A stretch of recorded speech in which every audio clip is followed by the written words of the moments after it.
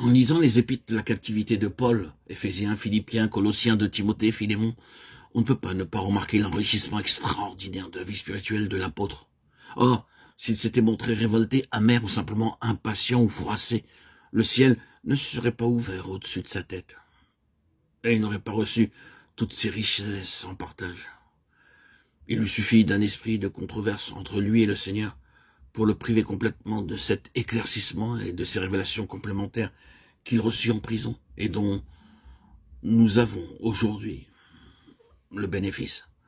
Quand tout fut accepté comme Dieu l'avait voulu, il y trouva dans les lieux célestes les espaces infinis dont il avait besoin pour se mouvoir, et sa réclusion terrestre se transforma en une céleste liberté.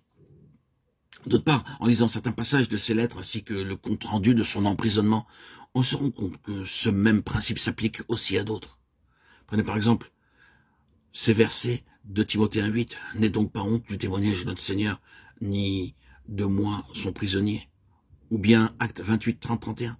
« Paul demeura 2 ans entiers dans une maison qu'il avait louée. Il recevait tous ceux qui venaient le voir, enseignant ce qui concerne le Seigneur Jésus. » Que le Seigneur répande sa miséricorde sur la maison d'Onésiphore, car il m'a souvent consolé. Et il n'a pas eu honte de mes chaînes. Au contraire, lorsqu'il est venu à Rome, il m'a cherché avec beaucoup d'empressement, et il m'a trouvé. De Timothée 1, 16, 17. La position de Paul pouvait être diversement interprétée, et il ressort clairement de ces passages que pour venir jusqu'à lui, il fallait y être poussé par quelque chose de plus fort qu'un simple élan de sympathie. Il fallait un discernement que Dieu seul pouvait donner. Il était facile au commun des hommes, même des chrétiens, d'entourer le prisonnier d'une atmosphère de doute et de suspicion, de mettre en question son honorabilité et d'ouvrir ainsi la porte à toutes sortes de sous-entendus calomniateurs. Au point de vue simplement naturel et humain, le seul fait d'avoir des relations avec le prisonnier pouvait entraîner les visiteurs dans le même discrédit qui pesait sur le détenu. Un peu partout, on se posait des questions sur cet homme. Et même parmi les enfants de Dieu, nombreux étaient ceux qui n'étaient pas sûrs de lui. Et pourtant, Dieu était en train de confier à cet instrument, dans les chaînes, une révélation de première importance.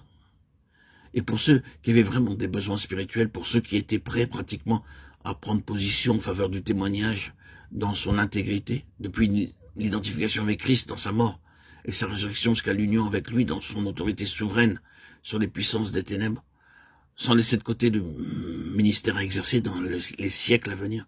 Pour cela, il n'y avait qu'une alternative possible. Ignorer toutes les considérations humaines, personnelles, diplomatiques qui eussent pu les faire hésiter, s'en aller tout droit là où se trouvait l'instrument que Dieu avait choisi et sur lequel il avait mis ses propres chaînes.